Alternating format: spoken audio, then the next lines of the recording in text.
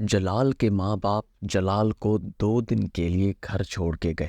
جب وہ گہری نیند میں سویا تھا، کسی چور نے اس کے گھر سے ایک قیمتی ہار چوری کر لیا۔ صبح ہوتے ہی جلال کے گھر میں ہنگامہ برپا ہو گیا۔ اس کی والدہ پریشان تھی اور اس کے والد غصے میں تھے۔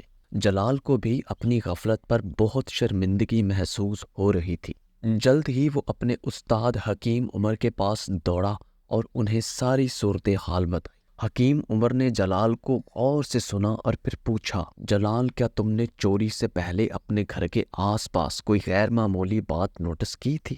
جلال نے کچھ سوچنے کی کوشش کی اور پھر کہا، استاد، جی ہاں، شام کو جب میں باہر کھیل رہا تھا تو میں نے ایک اجنبی شخص کو دیوار کے سائے میں چھپتے ہوئے دیکھا تھا۔ حکیم عمر کی آنکھوں میں ایک چمک آئی اور انہوں نے پوچھا، وہ کون سی دیوار تھی جلال؟ جلال نے بتایا کہ وہ وہی پرانی دیوار ہے جس پر اکثر بچے پینٹنگ کرتے ہیں۔ حکیم عمر نے جلال کو اپنے ساتھ اس دیوار کے پاس جانے کو کہا۔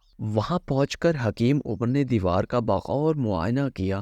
اچانک انہوں نے دیوار پر ایک چھوٹا سا نشان دیکھا جو عام سی چاک سے بنا ہوا تھا۔ حکیم عمر نے کہا، جلال، یہ دیکھو، یہ چور کا نشان ہے جو وہ اپنے اگلے نشانے کی نشاندہی کرنے کے لیے استعمال کرتا ہے۔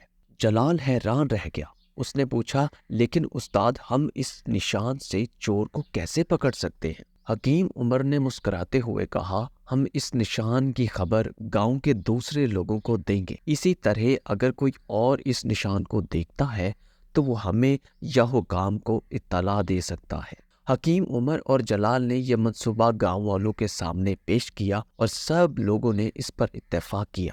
چند دن بعد گاؤں کے ایک باشندے نے حکیم عمر کو بتایا کہ اس نے ایک اجنبی شخص کو اسی طرح کا نشان دوسری دیوار پر بناتے ہوئے دیکھا ہے۔ حکیم عمر نے فوراً حکام کو اطلاع دی اور جیسے ہی اگلے دن اس گھر میں چور چوری کرنے آیا تو چور کو پکڑ لیا گیا، اور اسی طرح اس چور سے جلال کی والدہ کا ہار بھی واپس مل گیا۔ اس واقعے سے جلال نے نہ صرف یہ سیکھا کہ ہوشیار رہنا اور اپنے آس پاس کی چیزوں کو نوٹس کرنا ضروری ہے، بلکہ یہ بھی سیکھا کہ علم اور مشاہدے کی مدد سے کسی بھی مسئلے کا حل نکالا جا سکتا ہے۔